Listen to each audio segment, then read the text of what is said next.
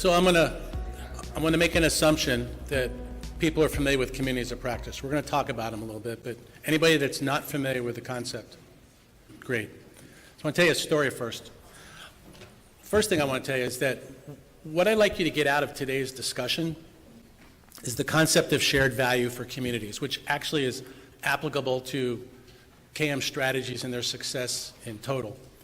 The idea of a concept of shared value is that the members of the community agree to get together and work together and collaborate because it provides them value, but the success of the community and its ability to sustain itself in an organization is because the community is also providing value to the organization and the stakeholders that actually support it, resource it, and invest in it. So let me tell you a quick story. When my kids were in high school, the older one, we kept the computer in the kitchen so we could see what was going on. I'm sure many of you have got a similar situation. Came home from work one day, and my oldest, Daniel, was on the computer, and I know he had a heavy workload that week, and he had a big biology test coming up. And I came in, and I walked up and said, "Hi, D, how you doing?" He says, "Fine, Dad." I say, "Why are you on Facebook? You have studying to do." And he goes, but I am studying. And I didn't have my knowledge management hat on, I had my dad hat on. And my comment was something to the effect of, "That's BS, you're on Facebook, I can see you, I see what you're doing and you should be studying." And he's also a soccer player, so he was home in his soccer uniform. He says, but Dad, I'm talking to my soccer friends on the team. And I said, "So yeah, I can see that, what are you doing?" He says, "Well, we're studying for the biology test." And I'm going, no, this is clearly playing around. You guys really aren't serious about this, and this is what you do all the time because you live on the PC. And he went on to explain to me that they were studying together on the biology test. They were, these are not his exact words, but what they were doing was collaborating. They were solving problems. They were asking each other's questions. They were essentially a group of people, a community of practice, in this case focused on biology, and the concept of shared, and what they were doing is it actually turned out that they did very well, and apparently this is what they've done because the high school they went to, very early when they were freshmen, teach collaboration and problem solving in groups as opposed to doing things just individually, which is actually an important skill set that they continue to use in college and afterwards. So the concept of shared value that I got from that, and it got me thinking about, this is where it actually started up, is that the value that they're getting is that they're actually improving their understanding of biology and hopefully going to get a better grade. And the concept of shared value that I got from that, from resourcing the computer and supporting that concept of operations that they had, was the idea that they were going to actually learn something and that they were going to get better grades and they'd move on and do better things. So I never really looked at it like that, but that was my first inkling. So when I talk about shared value, and we'll talk about it specifically with communities and a specific business case of a project that we worked on, I'm hoping that when you leave today, you will see the value that can be provided by how you approach standing up your community and your ability to sustain it over time. Feel free to raise your hand and ask questions. I don't like to wait to the end because if it's something that's really important, it's worth sharing with your colleagues, and I'd like to address it before we move on. Any questions so far? Okay, A.T. Wenger. Everybody should be familiar with him. If you're not, he was one of the early proponents and advocates for communities. Very simple, straightforward description of a community of practice. Groups of people, they share a concern or a passion for something they do. They learn how to do it better, and they interact regularly. Clearly what my son was doing with his soccer team buddies studying for biology. If you're going to stand up a community and an organization, you need a value proposition. What's the value going to be? So in many organizations, COPs can be more than just a group of people getting together to improve their ability to do something better.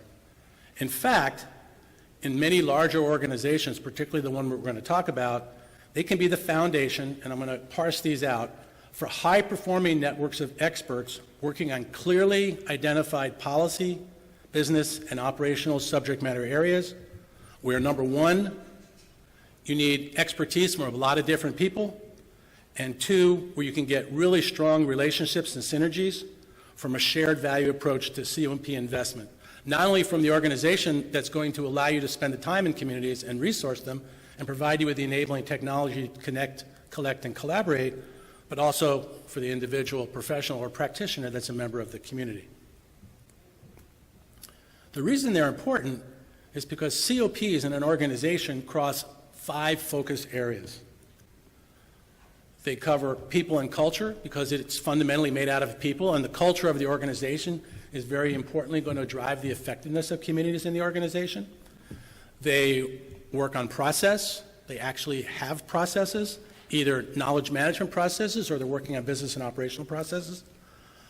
They leverage KM technology and tools because the community of practice is not the online discussion. It's a representation of the actual relationship between the members of that community, but you need the technology and tools in order to be able, again, to connect, collect, and collaborate amongst the members of the community.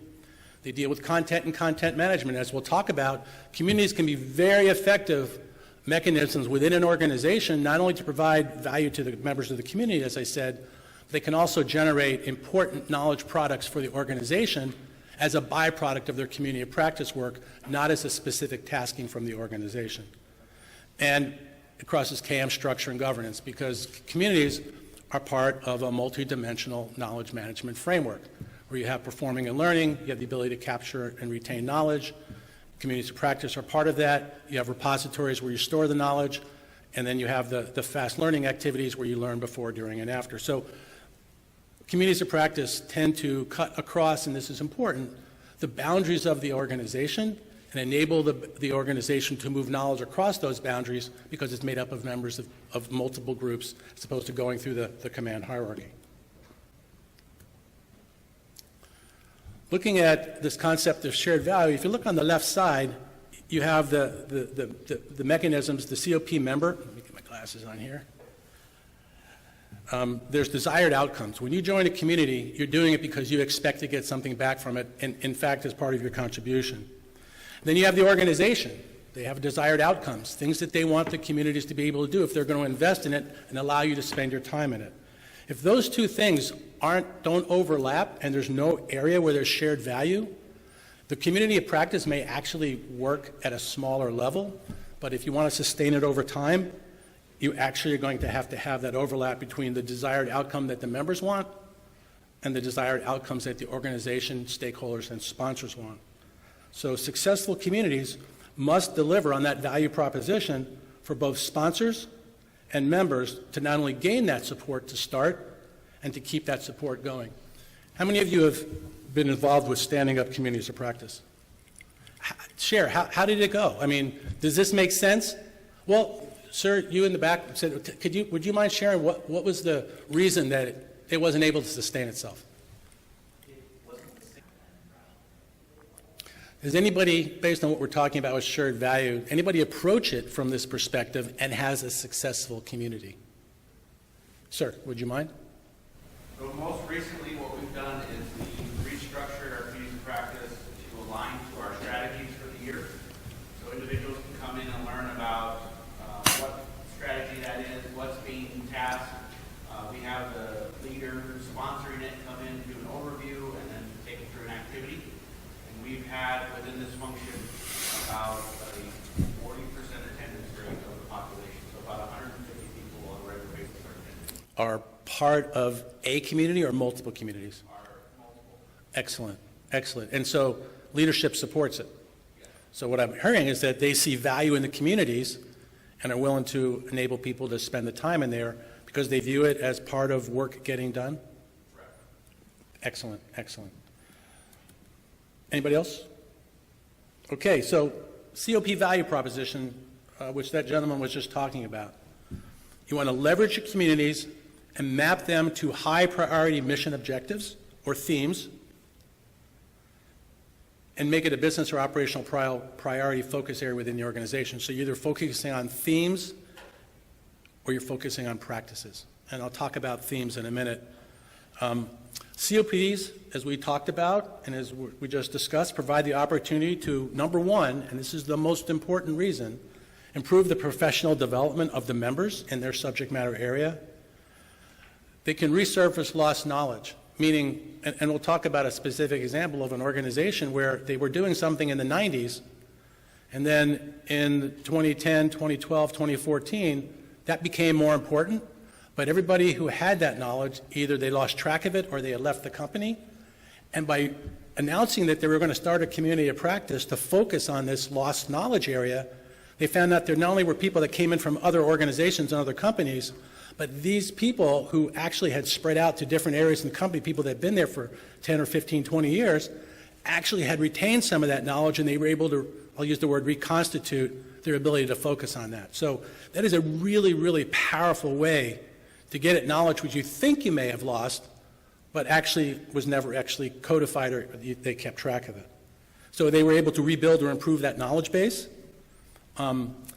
This organization used communities to develop policy papers within the subject matter expertise area of the individuals who, in areas in which they wanted to do research and innovation in their area, and they turned into insights for that organization to use with their clients. It allows you to complete subject matter expert targeted knowledge research. Again, people come into the community and there's something they're really, really passionate about.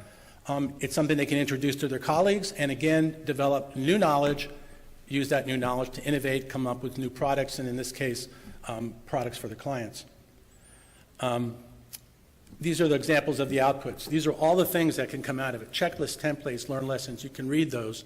But the idea is that it's not only people getting together and collaborating to improve their performance and that of the organization, but there's lasting lasting artifacts that can continue to be used. So we were fortunate to win some work with an international financial institution. Anybody familiar with IFIs? World Bank, Inter-American Development Bank, European Bank for Reconstruction and Development.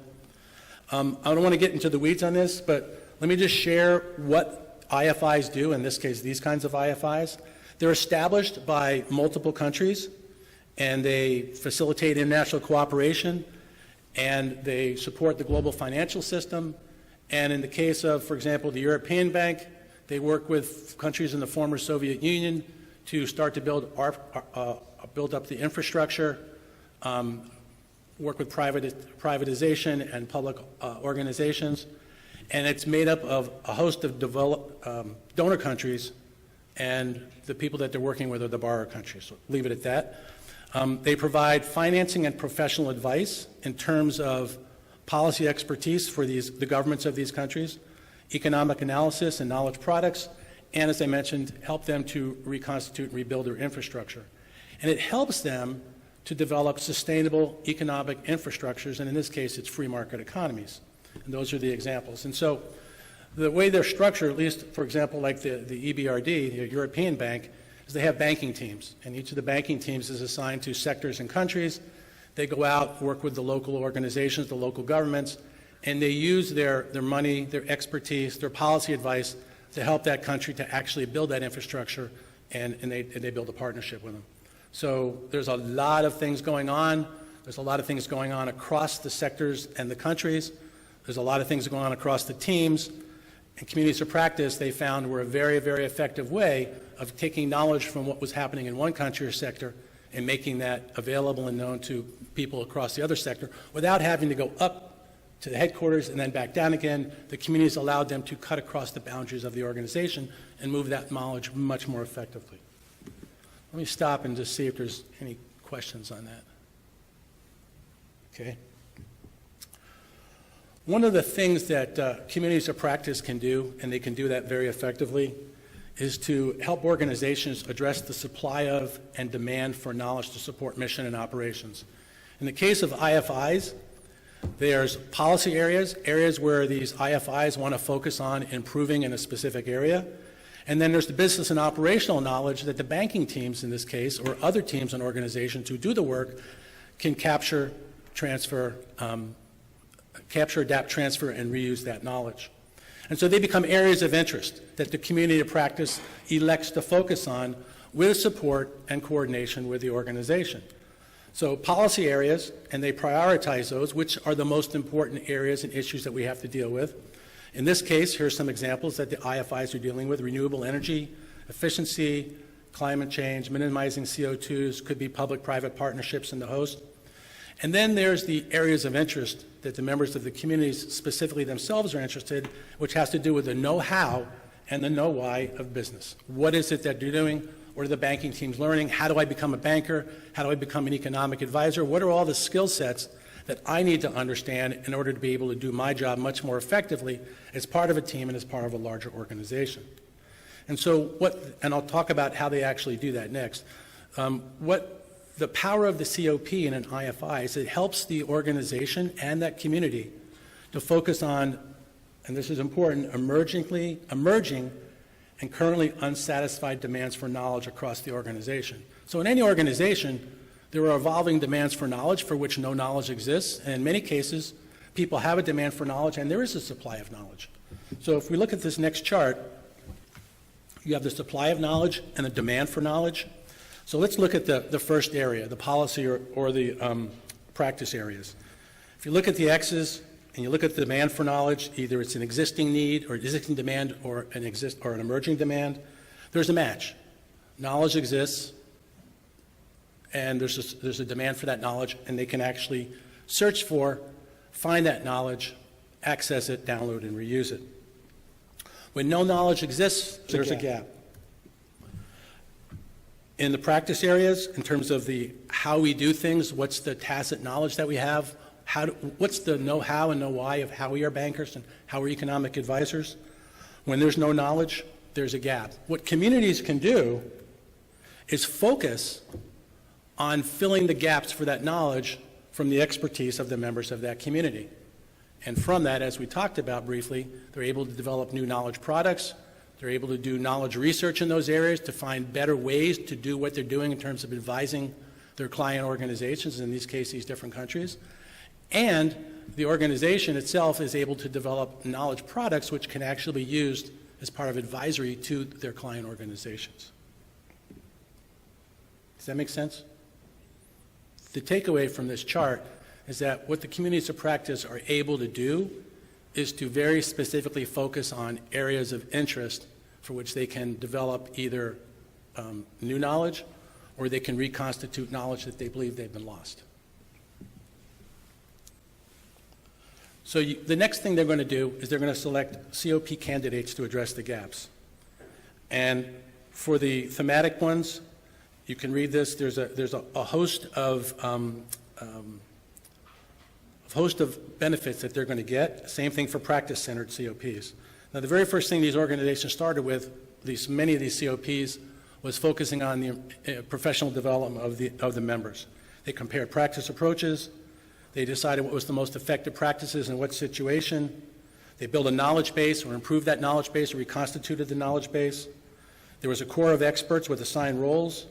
And that community spread so that members of other types of work, edge-based work that they were doing, actually joined these communities so they could understand more about what they were doing. And you ended up, perhaps with what that gentleman was talking about, was kind of hybrid communities of practice. So let's go back to the concept of shared value and talk about community of practice success. These communities focused on shared value are successful when they focus on the shared value of the members and their organizations and ensure that this understanding drives strategy, operation, and effort. One of the things they need to do is document and articulate a shared value statement. This is probably the most important thing in the community. When the community first starts, how many of you have charters for your communities or some kind of strategic plan? Isn't that the first thing that you did? Why? Oh. I'm sorry. The why. The why. Yeah, absolutely. Thank you. Not the what, the why. It's actually both what and why, but the point I'm trying to make is that that shared value statement is something that the organization is going to sign off on as well, and you want to do that in the beginning. It'll be a leader or a stakeholder, the knowledge champion, the goal being that you want to make sure that once you get this rolling, that there's not frustration if the community doesn't get the support that it needs. And so you want buy-in from the organization around what it is you're going to focus on. In this case, either a thematic or a practice area. You want measures of success. The organizations, if they're going to resource this, is going to expect a return on that investment. And you need specific measures of success to determine whether the community is not only delivering to the expectations of its members, the practitioners, but also is delivering to the expectations of the organization that's supporting it. And the knowledge gap analysis that uncovers needed knowledge in the COP focus area, which we just talked about, is going to provide the content and the focus areas for these people to develop that and to deliver to those expectations. You want to engage a broad cross-section of stakeholders in developing the COP value statement. So this isn't done by the leader of the COP. It may not even be done by just the members of the community. What it should be done is by people, anybody in the organization who has an interest in it, so that it starts to represent all of their interests.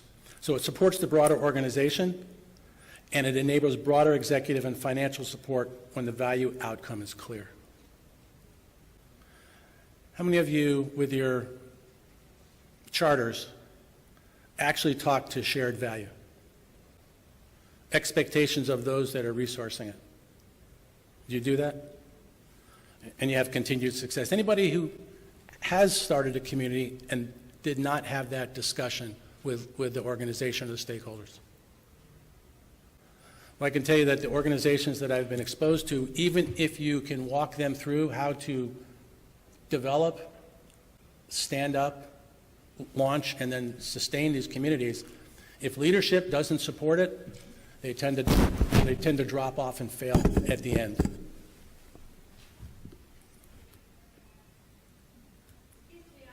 Sure. When you set up a community of practice, I don't often hear people talking about the envisioned lifespan and the immediate outcomes and purpose. And I think what happens to a lot of communities of practice is it's like it dwindles out because that was not defined from the beginning. Like they think it's a marriage that's going to last forever, but in fact it really should have just been a weekend romance type thing. No, that's a very good analogy, and it's a very astute comment, because not all communities should be stood up to last for a long period of time. Some are actually stood up to solve a particular problem.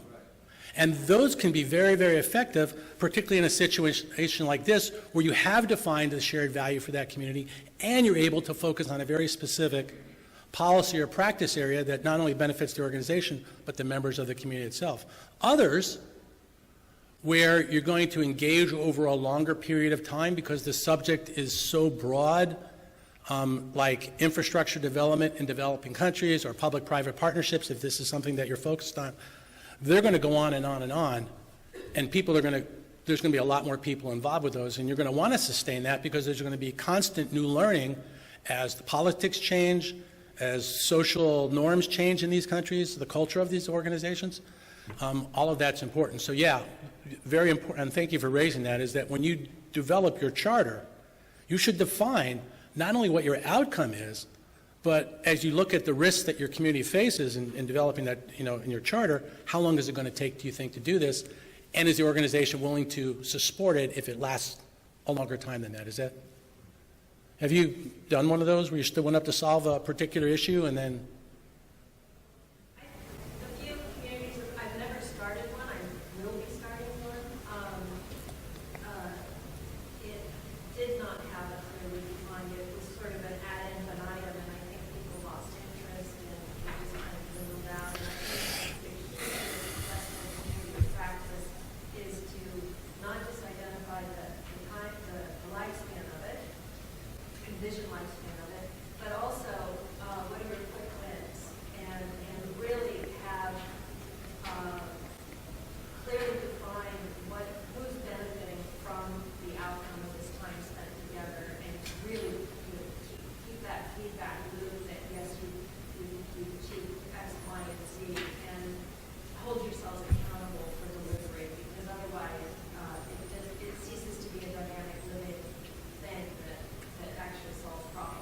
and the corollary to that is be very worried if one person offers to write the charter and set out all of those things, because it'll be their perspective and not a shared perspective of the community, nor will it be one of the organization. Yeah, absolutely. Thank you for that. So that leads us into, what were some of the factors for success across some of these IFIs? And you all have touched on some of these. Follow a systematic and repeatable approach to standing up communities across the organization. So if you've got a process that's got an approval cycle or whatever is required, you want to follow that every time you do it. And if it doesn't work, you're going to learn from what doesn't work, and you're going to change the community of practice stand-up process, for example.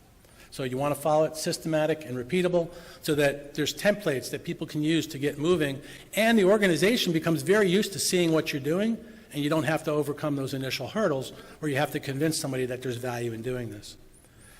The community should choose a topic that is a strategic knowledge area for the organization. It could come from the strategic plan, it could come from operations reports, whatever the case may be.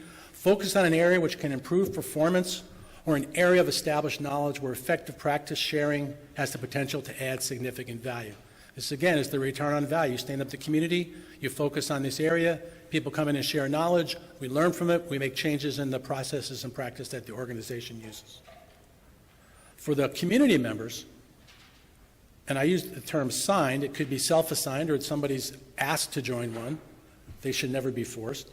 The chosen topic area should be their full-time job, meaning if you're going to be in public-private partnerships or you're going to be in XYZ, you need to be a practitioner or a subject matter expert in XYZ, because that's where you're going to be able to leverage your knowledge to the value of that organization.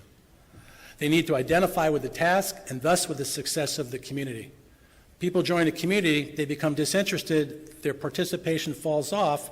Eventually, there's very few people in the community and it falls apart. Communities covering additional peripheral or non-full-time tasks often fail because of that lost interest. And if you are familiar with standing up communities, you have your champion, you have your facilitator leader, you have your core group, and you have subject matter experts, and you have the membership. The chosen core members, those that have the initial responsibility to get that community of practice moving, they need to be recognized individuals with credibility and experience in that particular field or area that they're going to focus on, or it can be from a directly related field. But the idea is that they have to have some kind of street cred in order to be able to demonstrate that this community is going to do the things that it says it's going to do. Yes, ma'am. Yes, so I have a question about the community members and how they should be relating to the public area, which is their full-time job. Now, that, I think, creates a bit of a challenge because people are already working full-time on whatever they're working. So providing content or contributions to the community of practice is almost like an additional work that you are asking them to do. And so what happens is, what I've observed is that people are excited at the beginning, or maybe they're being required by their management to participate. So they're providing content, but then it kind of dwindles off as people get busy, or they're not as excited because of additional work, or maybe they're repeating themselves, whatever. So they start pulling kind of their contribution out of the community, and the community is suffering now with less content, or less up-to-date content, or less frequent content being put in there.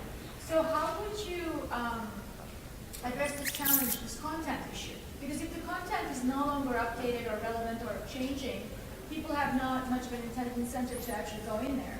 Most people want the knowledge.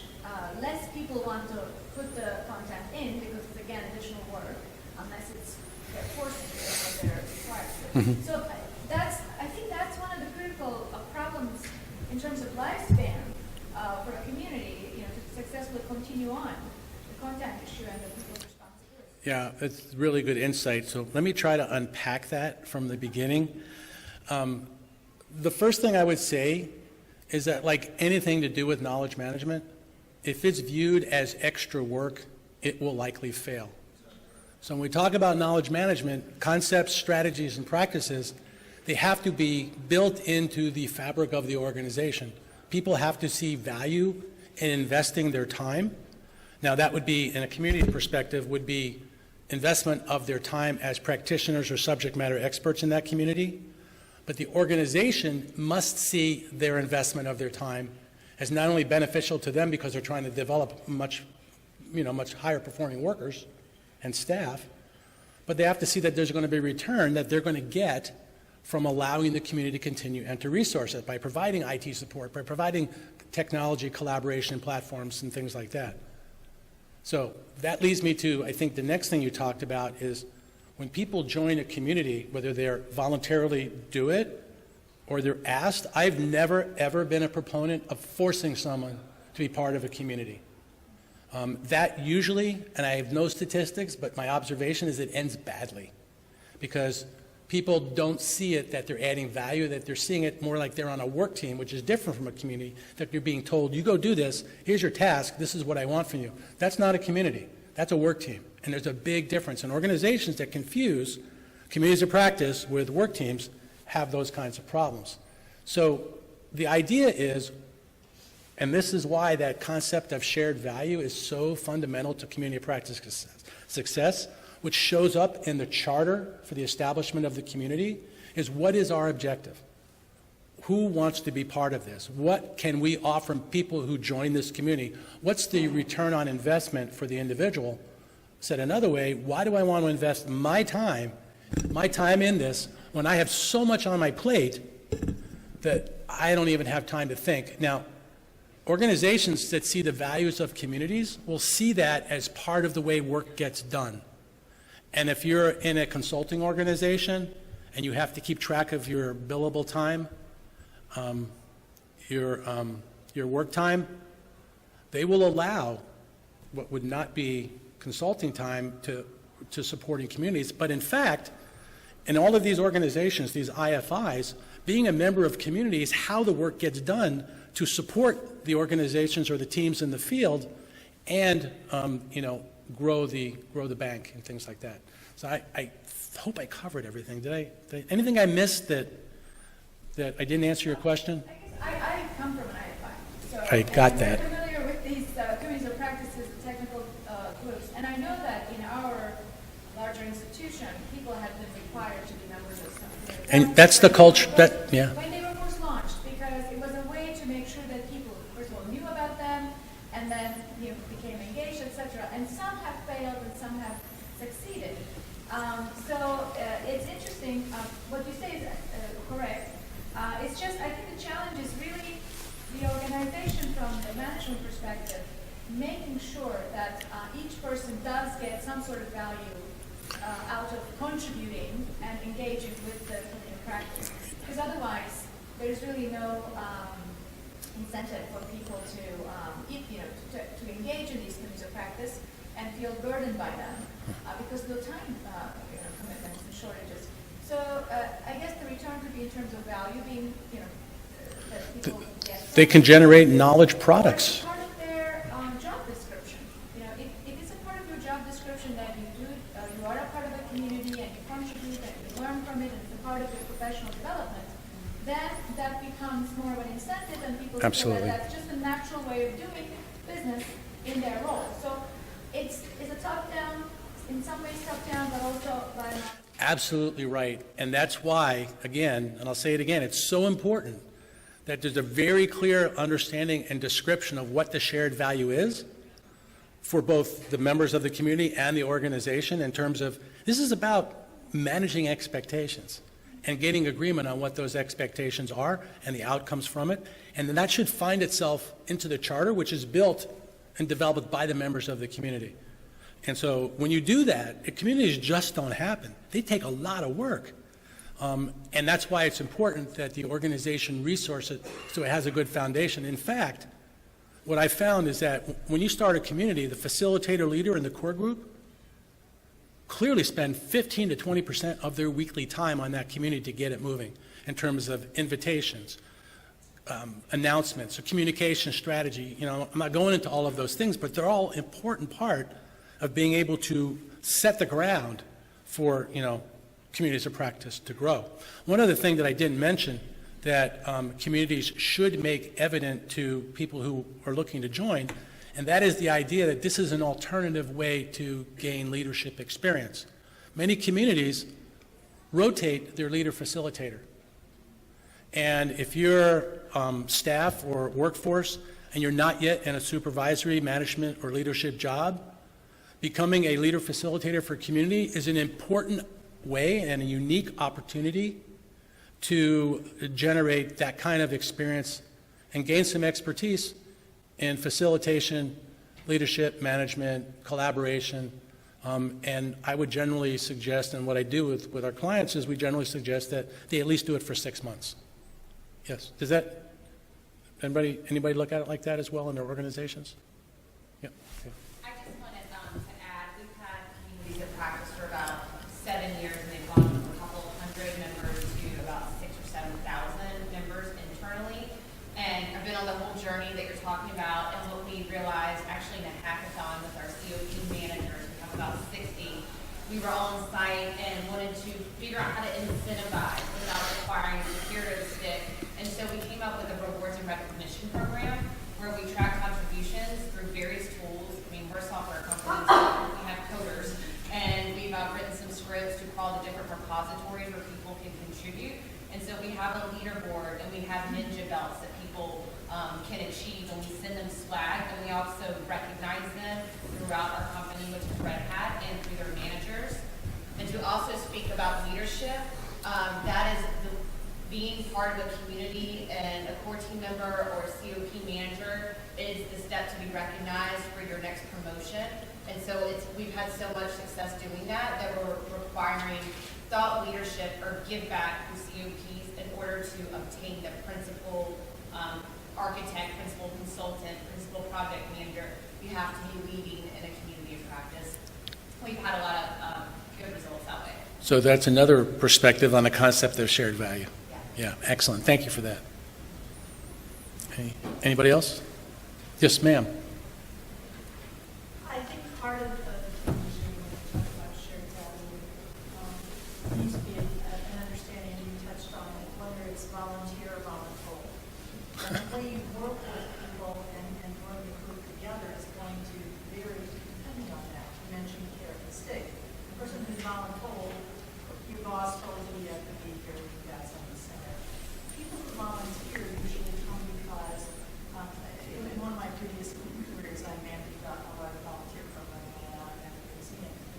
And the ideal situation for a volunteer is when I come with some skills that I freely offer and willing to share and get some sort of value out of sharing those skills, and they match up with their need. It goes exactly what you're talking about with shared value. So when you have people who are truly volunteered, it's really understanding what motivated you to come to me in the first place and playing off of that. Now, in a community of practice, you probably have a lot of motivating factors that draw people, and that may be somewhat challenging. But that's when you're going to get that true reward, because their motivation is about something intrinsically and something that they internally are going to get from it. And trying to pull that out in a surface way, and incentives and rewards are a big part of that.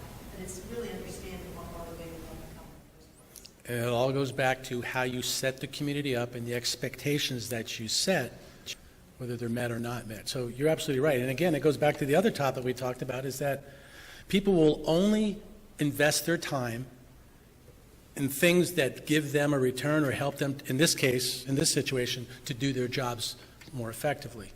And they'll get a reward out of it in some of the things that you all have been talking about. So yeah, absolutely.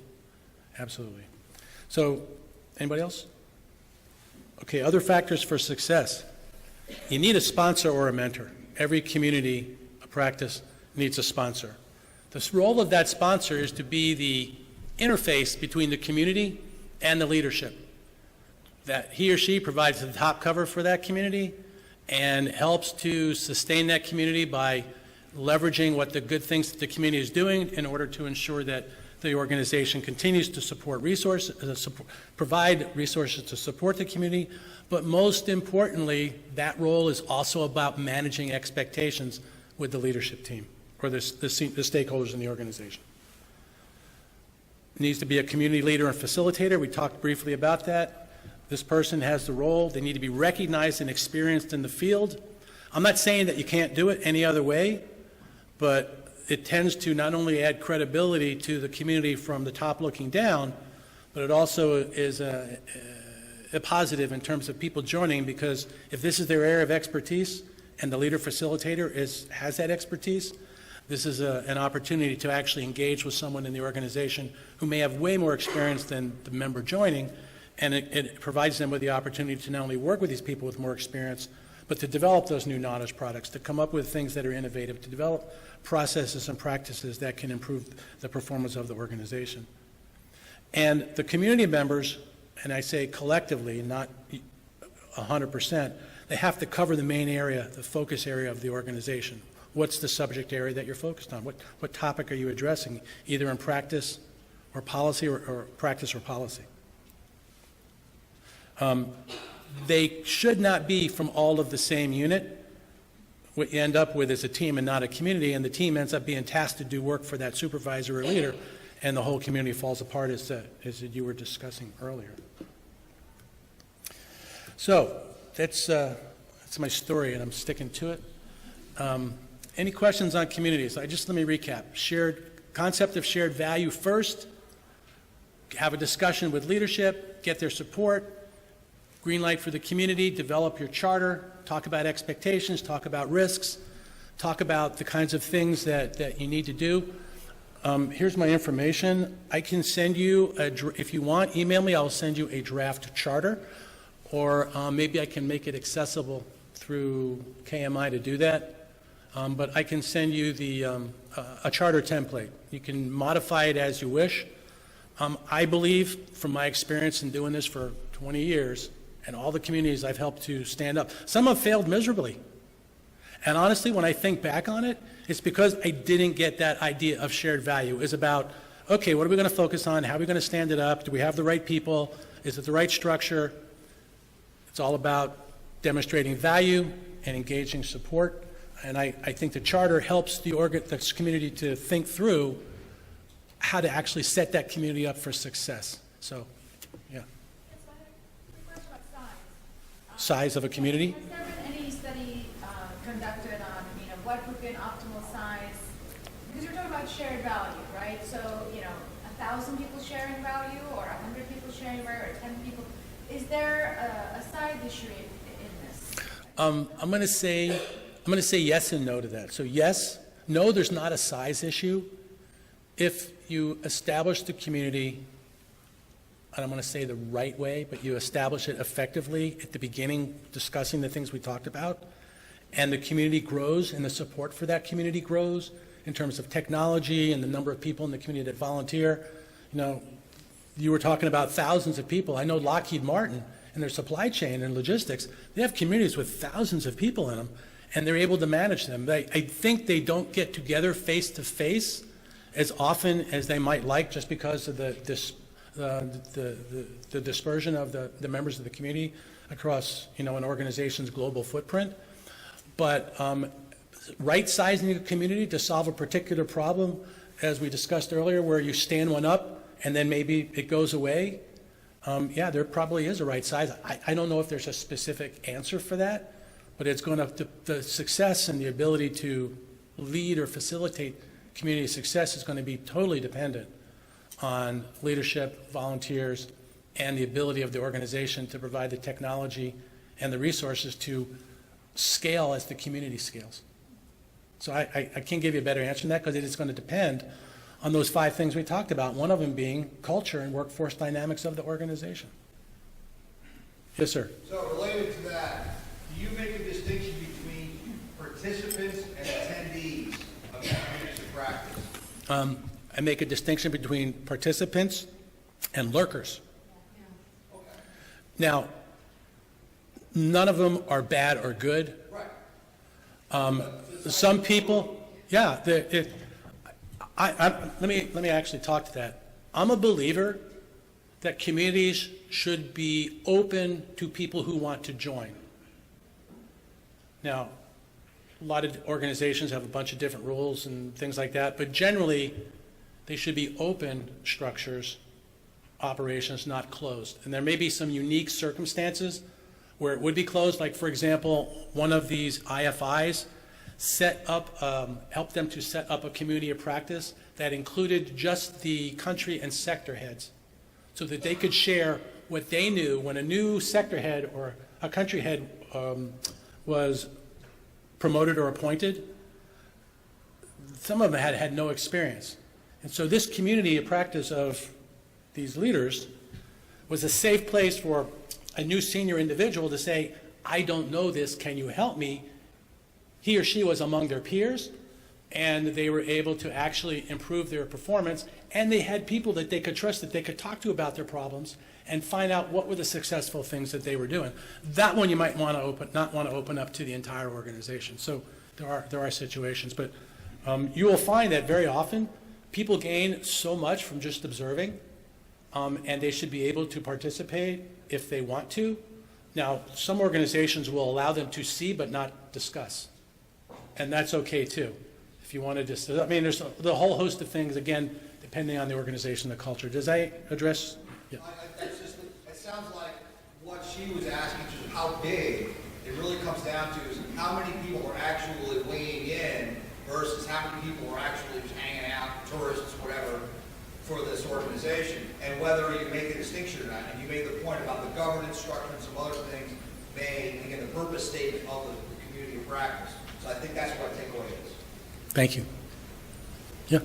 I just want to speak to that as well is when we talk about communities of practice and practitioners, we also extend that to aspiring practitioners. So it's the worker, someone that may be in a different area or unit and wants to learn. The challenge is that's harder to measure the impact because they are just working, so we don't know how we've impacted them. So let's do a quick recap. Determine what shared value is. Get buy-in from leadership and your community, your emerging community. Develop a charter that defines what the objectives of the community are, what the expectations are, what are the risks. If you want the template, let me know. Select a leader facilitator who is a subject matter expert in the area that the community is going to focus on. Volunteerism over assignment. People will tend to invest their time in things in which they find value because they want to do it, not because they have to do it. And make sure that the topics you focus on provide a return on that investment, provide an outcome and an output in terms of the things that we talked about, not only to the members of the community, but also to the organization and the stakeholders that sponsor the community. You'll tend to end up sustaining that community over time. No community lasts forever. I mean, there's lots of things that happen. One organization had a huge buyout, and it just happened to be that one of the communities was made up of 80% of these very senior people who had been with the organization for 20 plus years. The community pretty much fell apart because these people knew so much. I mean, it was a social organization as much as it was a educational and professional development organization, but there weren't enough younger folks in it that do it. So again, another example. Any other questions? Thank you so much for your time. Appreciate it.